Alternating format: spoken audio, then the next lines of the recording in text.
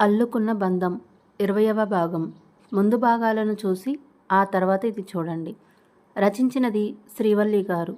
చదువుతున్నది మీ చిన్ని. ఇక కథలోకి వెళ్ళిపోదాం. తప్పు అలా అనకూడదు. ఊరుకో, నేను చూసి వస్తా అని పూజ మాటను తోసేసి అక్కడ జరుగుతున్న గొడవ దగ్గరికి వెళ్ళాడు మహేంద్ర. తయారయ్యాడు దేశాన్ని ఉద్ధరించడానికి అని తిట్టుకుంటూ మహేంద్ర వెనకే వెళ్ళిన పూజ వాళ్ళ ఇంటి గేటు దగ్గర ఆగిపోయింది. మహేంద్ర జనార్దన్ రావు ఇంటికి వెళ్ళి ఏం జరిగింది, ఏంటి ఇక్కడ గొడవ అని అడిగాడు.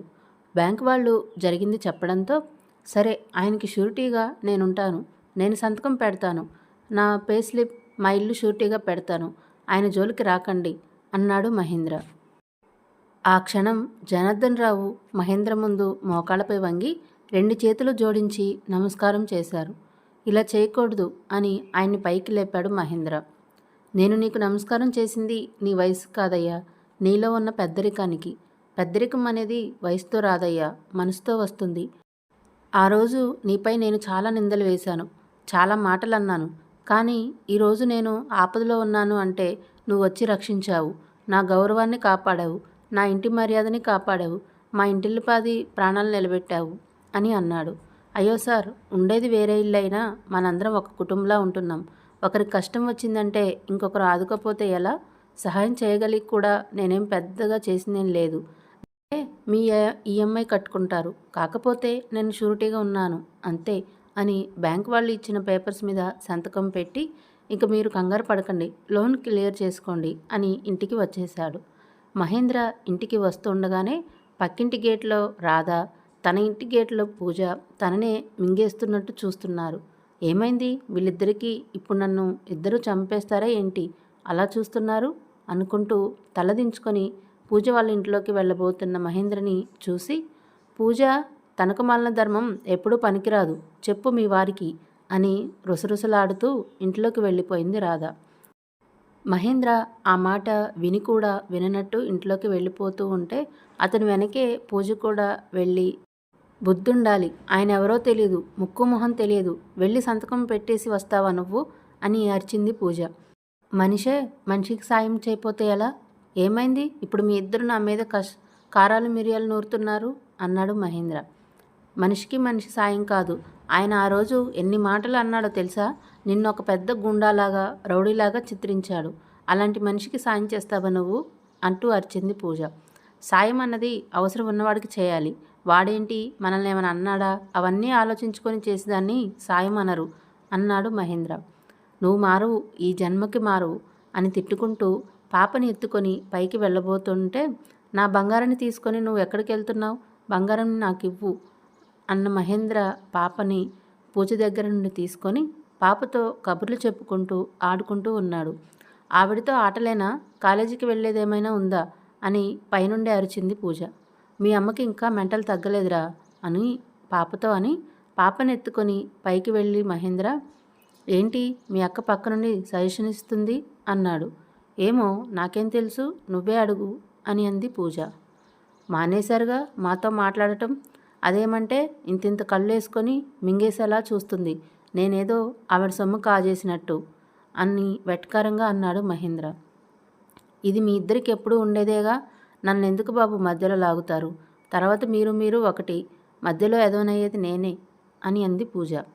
సరే సరే కానీ నా బట్టలు తీసిపెట్టు, నేను ఫ్రెష్ అవుతాను అని చెప్పి అతను పాపని మంచంపై కూర్చోబెట్టి వాష్రూమ్కి వెళ్ళిపోయాడు. మహేంద్ర స్నానం చేసి వచ్చి ఫ్రెష్ అయ్యి టిఫిన్ చేసి కాలేజీకి వెళ్ళిపోయాడు. సాయంత్రం అతను కాలేజీ నుండి ఇంటికి వచ్చేసరికి పూజ, రాధ పిల్లలు ఇద్దరు, చిన్ని తల్లి మొత్తం 4 హైట్ల వారీగా రాధ ముందు చేతులు కట్టుకొని నిల్చున్నారు. చేతిలో కర్ర పట్టుకొని నడుంపై 2 చేతులు అటు ఇటు పెట్టుకొని వాళ్ళని సీరియస్గా చూస్తూ ఉంది రాధ. గుమ్మంలోకి వచ్చిన మహేంద్ర, ఏంటి ఏమైంది అని అడిగాడు. ఎవరూ మాట్లాడకుండా సైలెంట్గా ఉండడంతో, ఏంటి ఎవరు మాట్లాడరే అని మళ్ళీ అడిగాడు. ఏంటి మాట్లాడేది, అడుగు నీ పెళ్ళాన్ని ఏం చేసిందో అని తన ఫ్లోలో తను అంటూ ఉంది రాధ. అంత స్వతంత్రంగా నువ్వు అని రాధ తన నోటి నుండి చాలా రోజుల తర్వాత వినడంతో మనసుకు ఎంతో సంతోషాన్నిచ్చింది మహేంద్రకి. ఏం చేసింది నా పెళ్ళాం అని ఒత్తి పలుకుతూ అన్నాడు మహేంద్ర. అప్పటికి గాని తను ఏమందో అర్థమైన రాధ మొహం పక్కకు తిప్పుకొని, వీళ్ళ నలుగురు వెళ్ళి అన్నపూర్ణ గారి వాళ్ళ గార్డెన్ మొత్తం తొక్కేసి వచ్చారు అని చెప్పింది. గార్డెన్ తొక్కి రావడం ఏంటి అని అడిగాడు మహేంద్ర. అడుగు, నుంచుందిగా స్తంభంలాగా, వాళ్లే చిన్నపిల్లలంటే వాళ్ళకన్నా చిన్నపిల్లలాగా అయిపోయింది అని తిట్టుకుంటూ చేతిలో కర్రని నేలకి విసిరికొట్టి లోపలికి వెళ్ళిపోయింది రాధ. ఏం జరిగింది పూజ అని మహేంద్ర అడగడంతో, అదా, పిల్లలు ఆడుకుందాం అన్నారని పార్కుకి వెళ్ళాం. పార్కు గోడనే ఆనుకొని ఉన్న అన్నపూర్ణ గారి వాళ్ళ దొడ్లో జామ చెట్టుకి జామకాయలు కాసి బాగా పండి ఉన్నాయి.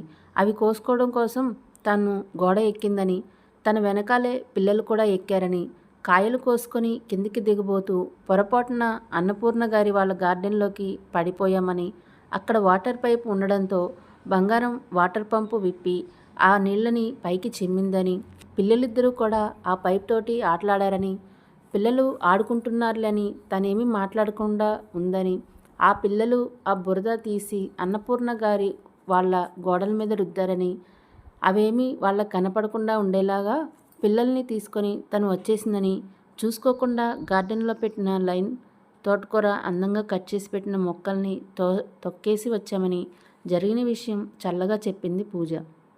వాళ్ళు చేసిన అల్లరి అంతా మాట్లాడకుండా విన్న మహేంద్ర రాధ వదిలిపెట్టిన కర్రని తను అందుకున్నాడు. ఎప్పుడైతే మహేంద్ర కర్ర అందుకున్నాడో అప్పుడే పిల్లల ముగ్గురిని తీసుకొని వాళ్ళ ఇంట్లోకి పరిగెట్టింది పూజ. కర్ర పట్టుకొని పూజ వాళ్ళ వెనక పడ్డాడు మహేంద్ర. ఆగవే, వాళ్ళ అల్లరి చేస్తుంటే ఆపాల్సింది పోయి వాళ్ళతో పాటు నువ్వు కూడా అల్లరి చేస్తావా? ఇప్పుడు వాళ్ళ ఇంటి మీద గొడవకు వస్తే ఎవరు సమాధానం చెప్పాలి అని మహేంద్ర అంటూ ఉండడంతోనే బడబడమంటూ వచ్చేసింది అన్నపూర్ణ. మగాళ్ళైతే 4 పీకైనా సమాధానం చెప్పే మహేంద్ర ఆడమనిషి రావడంతో కాస్త వెనకడుగు వేశాడు. మామూలుగా అయితే అందరి మీద రేగి కంపలా పడిపోయే పూజ తప్పు తన వైపు ఉండడంతో మహేంద్ర వెనకాల దాక్కుంది. ఇప్పుడు చూడు, ఆవిడ వచ్చింది, ఏం సమాధానం చెప్పాలి అని అంటున్న మహేంద్రకి ముందు నిలబడింది రాధ. తల్లి వెనుక దాక్కున్న పిల్లల్లాగా 5గురు రాధ వెనకాల నిల్చున్నారు. రాధ అన్నపూర్ణ వైపు చూస్తూ, ఏంటండి మా ఇంటి మీదకి గొడవకు వచ్చారు అని అంది. మీ పిల్లలు చూసారా ఏం ఆగం చేశారో అని అంది అన్నపూర్ణ. ఏం ఆగం చేశారు అని అంది రాధ. మా ఇంట్లో జామకాయలు కోసారు, మా గోడల మీద మట్టి రాశారు, మా గార్డెన్ అంతా తొక్కేశారు అని ఇంతెత్తున అరుస్తూ చెప్పింది అన్నపూర్ణ. ఏంటండి, మా పిల్లలు అది చేశారు ఇది చేశారని చెప్తున్నారు? పిల్లలన్న తర్వాత ఆడుకుంటారు, ఆ మాత్రానికి ఇంత రాద్ధాంతం చేయాలా? ఇప్పుడు మీ గోడలు పాడయ్యాయి అంతే కదా, రేపొద్దున పెయింటర్ వచ్చి మొత్తం పెయింట్ చేస్తాడు, అంతేగాని పిల్లల్ని మాట అంటే మాత్రం ఊరుకునేదే లేదు అని అరిచి చెప్పింది రాధ. అదేంటి రాధ, నువ్వు కూడా వాళ్ళ అల్లరిని అలా వెనకేసుకొస్తున్నావు అని అన్నారు ఆవిడ. వెనకేసుకు రావడం ముందేసుకు రావడం కాదండి, వాళ్ళు చిన్నపిల్లలు ఏదో తెలియక చేశారు, మనం పెద్దవాళ్ళం సర్ది పెట్టుకోవాలే కానీ మీ గోడల పెయింట్లు అవన్నీ నేను వేస్తానని చెప్తున్నాను కదా, ఇంకెందుకు అరుస్తున్నారు అని చెప్పింది రాధ. అంతేకాని మీ పిల్లల్ని మాత్రం కంట్రోల్లో పెట్టవు అంతే కదా అన్నారు ఆవిడ. నా పిల్లల్ని కంట్రోల్లో పెట్టుకోవాలా వదిలేయాలా అనే సంగతి నాకు తెలుసు, ఇంకా మీరు దయచేస్తే మేము తలుపులు వేసుకుంటాం అని చెప్పింది రాధ. రాధకి కూడా నోరు ఎక్కువైంది అని అనుకొని తన గార్డెన్ గోడలు అన్నీ బాగు చేస్తాను అని రాధ చెప్పడంతో సాటిస్ఫై అయ్యి వెనుతిరిగింది అన్నపూర్ణ. ఆవిడ వెళ్ళిపోయిన తర్వాత వెనక్కి తిరిగి మహేంద్ర వైపు, మహేంద్ర వెనకాల ఉన్న వాళ్ళ వైపు చూసింది రాధ. ఎవరు ఏం మాట్లాడకుండా అందరూ సైలెంట్గా ఇంట్లోకి వెళ్ళిపోయారు. ఎద్దులా పెరిగింది, అల్లరి మాత్రం ఇంకా తగ్గలేదు అనుకొని తిట్టుకుంటూనే ఇంట్లోకి వెళ్ళిపోయింది రాధ. ఆ రోజు సాయంత్రం ఇంటికి వచ్చిన లక్ష్మణరావుకి పూజ పిల్లలతో పాటు చేసిన అల్లరి, అన్నపూర్ణ గొడవకి రావడం అన్నీ వివరంగా చెప్పింది. ఆయన భోజనం పూర్తి చేసి చేయి కడుక్కుంటూ, ఆవిడ ముందు వెనకేసుకొచ్చి నా ముందు తిడతావేంటే అని అన్నారు. ఆమె చీర చెంగుతో చేయి తుడుచుకుంటూ, మరి లేకపోతే చూడండి, అసలు ఏ రోజైనా ఉందా కమ్యూనిటీలో ఇలా గొంతు పెంచి మాట్లాడటం? అస్సలు భరించలేకపోతున్నాం వీళ్ళ అల్లరిని అని అంది రాధ. చాలే ఊరుకో, వాళ్ళేదో ఆడుకుంటూ చేశారు, కావాలని కాదుగా, ఆవిడ సంగతి తెలిసిందే కదా, చిన్నదానికి పెద్ద రాద్ధాంతం చేస్తుంది, ఆవిడే కట్టింది మరి పెద్ద తాజ్మహల్, ఆవిడ తాజ్మహల్కి నేను రేపు రంగులు వేయిస్తాలే, నీ గోల ఆపు అని అన్నాడు. పిల్లలు ఏరి అని అడిగారు ఆయన. ఇంకా ఎక్కడ పిల్లలు, ఆ పూజ చుట్టూనే తిరుగుతూ ఉన్నారు, అసలు వాళ్ళకి మనం తల్లిదండ్రులను కూడా గుర్తులేదు, ఎంతసేపు అక్కడే ఉంటున్నారు మహేంద్ర పూజ దగ్గర అని చెప్పింది రాధ. పోనీలే, వాళ్ళకి ఎక్కడ కంఫర్ట్గా ఉంటే అక్కడే ఉండని అని, సరే పద మనం పడుకుందామని ఆయన పైకి వెళ్ళగా అన్నిటికీ వాళ్ళని వెనకేసుకొస్తారు అని తిట్టుకుంటూ డైనింగ్ టేబుల్ వంటగది సర్ది ఆమె కూడా పైకి వెళ్ళింది. ఇక్కడ ఇంట్లో పిల్లలతో కలిసి మహేంద్ర ఇల్లంతా కిష్కిందకాండ చేస్తుంటే మహేంద్ర మీద అరుస్తూ ఉంది పూజ. అలా అలా కోలాహలంగా రోజులు గడిచిపోతూ ఉన్నాయి. కానీ రాధ మాత్రం మహేంద్రతో డైరెక్ట్గా మాట్లాడలేదు.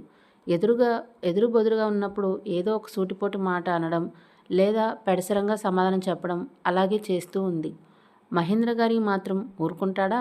కావాలనే రాధని విసిగిస్తూ ఆమెతో తిట్లు తింటూ ఉన్నాడు. ఒకరోజు కాలేజీలో సుధా మహేంద్ర కోసం స్టాఫ్ రూమ్కి వచ్చింది. ఆమెను చూసిన మహేంద్ర, హాయ్ సుధా, ఏంటి ఇలా వచ్చావు అని అడిగాడు. సార్, రేపు నా బర్త్డే, నేను మన కాలేజీలో సెలబ్రేట్ చేసుకుందాం అనుకుంటున్నాను. చిన్న పార్టీ ఏర్పాటు చేస్తున్నాను, మీరు తప్పకుండా రావాలి అని అంది సుధా. బర్త్డే పార్టీనా? ఏ టైంకి అడిగాడు అతను. ఈవినింగ్ సార్ అని చెప్పింది సుధా. సారీ, నాకు అంత ఇంట్రెస్ట్ ఉండదు. నేను స్టూడెంట్ బర్త్డే పార్టీకి వస్తే బాగోదు. మళ్ళీ మీరందరూ ఫ్రీగా ఉండలేరు.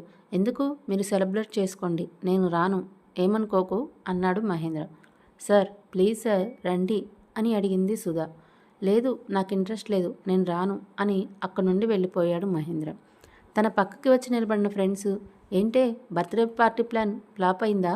సార్ రానన్నట్టున్నారు అని అడిగారు. ఫ్లాప్ అయితే నేను అవనిస్తానా ఏంటి?